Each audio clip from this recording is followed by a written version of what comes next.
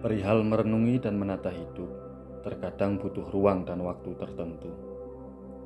Tapi menyoal perkara yang terjadi di luar kita, yang menggelitik akal sehat kita, cukuplah.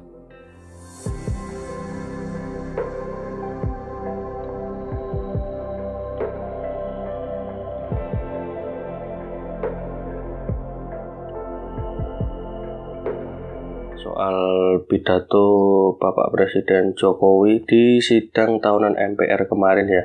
Dalam pidatonya itu ada kata-kata yang disorot oleh netizen, yaitu pidato Pak Jokowi menyatakan ada beberapa orang yang mengatakan saya ini bodoh, pelanga-pelungu, tidak tahu apa-apa, Fir'aun, tolol. Nah, dalam pidato itu juga Pak Jokowi menjelaskan bahwa beliau merasa sedih karena budaya santun, budi pekerti, luhur mulai hilang. Kebebasan dan demokrasi digunakan untuk melampiaskan kedengkian dan fitnah. Kalau menurut sudut pandangmu seperti apa ini?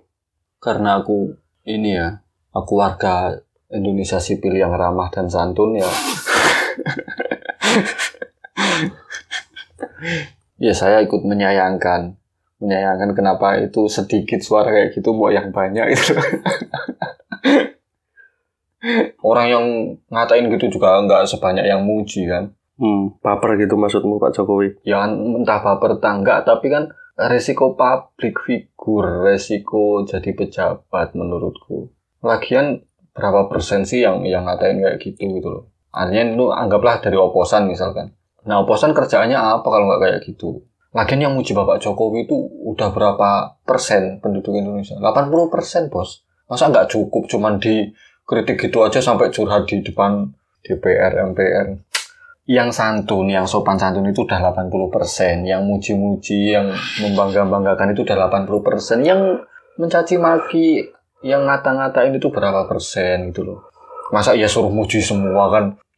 Tapi ya nggak apa-apa sih, berarti Pak Jokowi mendengarkan kan gitu. Sampai di telinga Pak Jokowi. Sampai di telinga Pak Jokowi. Kalau yang muji 80% paling yang nyampe ke Pak Jokowi ya persenannya kan.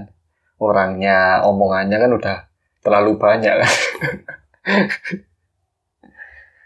Kalau mau mengharapkan seluruh rakyat Indonesia, seluruh elemen bangsa baik semua ya nggak mungkin. Kalau mau dibungkam semua ya jalanin aja Petrus lagi ya. Nah iya. Nggak ada kritik. Aku tuh misalkan lihat mahasiswa bikin tulisan zaman Pak SBY ya, ini aku berbicara zaman Pak SBY dulu, misalkan ada tulisan SBY anjing, bakar foto SBY di tengah jalan. Saya orang yang tidak pernah mempermasalahkan itu. Ya karena Anda ini pejabat publik. Risiko public figure. Orang digituin aja masih buat rebutan kan? Mungkin maksudnya Pak Jokowi jangan pakai kata-kata kasar. Atau ya boleh mengkritik tapi pakai kata-kata yang budi luhur, yang sopan santun gitu. Mungkin maksud Pak Jokowi. Orang itu kalau frustrasi, misalkan gini, kita melihat koruptor, melihat tetangga kita terintimidasi secara hukum, ketidakadilan, kesenjangan sosial, akses pendidikan, pendapatan yang nggak layak hidup. Mereka harus ngomong apa? Biarkan mereka mengumpat. Mungkin itu rilisnya mereka. Kita itu nggak hidup di zaman kerajaan gitu. Kita hidup di zaman demokrasi. Kita sepakat bersama hidup di zaman demokrasi. Toh masyarakat bisa menilai gitu. Mana yang fitnah, mana yang enggak. Ngapain diambil pusing gitu loh maksudnya. Masih banyak masalah-masalah yang lain. Misalkan kayak gini, KPK dilemahkan, seleksi pegawai KPK yang kemarin. Rakyat Indonesia sakit hatinya kayak apa? Itu terang-terangan. Masa kita suruh lemah lembut, masyarakat nggak boleh mengumpat gitu. Obatnya cuma ngumpat bos. Kita tuh udah nggak bisa ngapa-ngapain. Kekecewaan kita itu nggak bisa dilampiaskan kemana-mana. Selain misuh-misuh. Kalau itu aja udah dilarang. Kalau omongan sudah dilarang, nanti yang bertindak tangan, yang bertindak pikiran, yang bertindak kaki. Tiba-tiba muncul kekuatan besar malah kaget.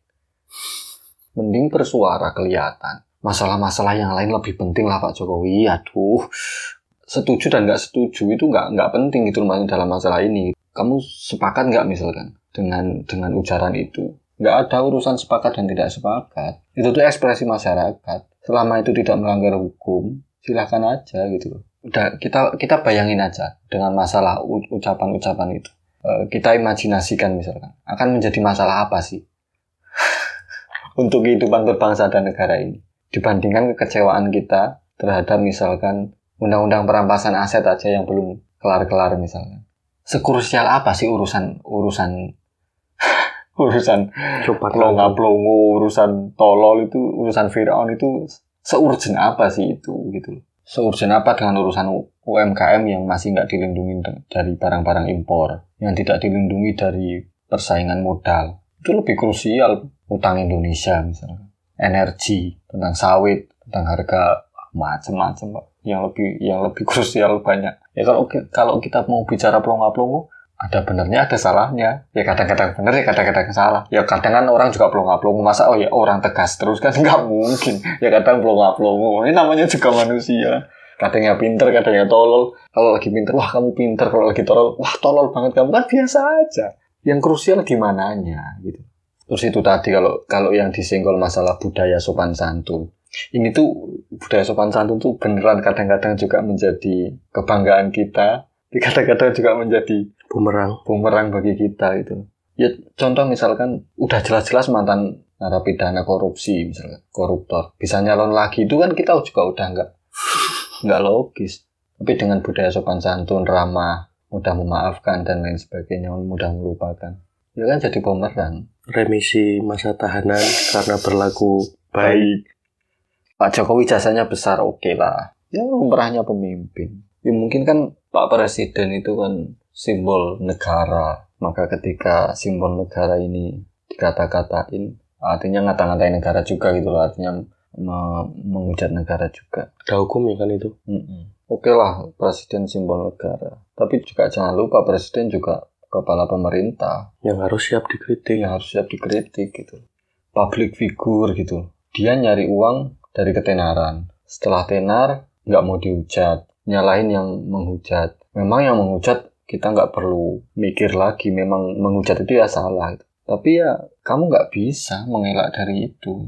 Karena kamu dapatnya uang ya dari situ gitu loh. Dari ketenaran, dari menjadi publik gitu loh. Kalau kamu nggak mau dihujat oleh publik ya jangan jadi orang publik. Itu kan sama kayak Pak Tani yang nggak mau kotor terkena tanah kan. Kalau kamu nggak mau kotor kena tanah ya jangan jadi petani. Kalau mau jadi petani ya harus kotor. Kamu bakal kena kotoran tanah gitu loh.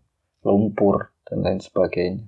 Makanya aku sampai hari ini tuh lucu kalau ada public figure ngeluh gitu loh. Ngeluh netizen, menghujat dan lain sebagainya. Ya toh buktinya kamu nggak mau kalau nggak jadi publik. Kamu nggak berani juga loh. Kehilangan mata pencarian.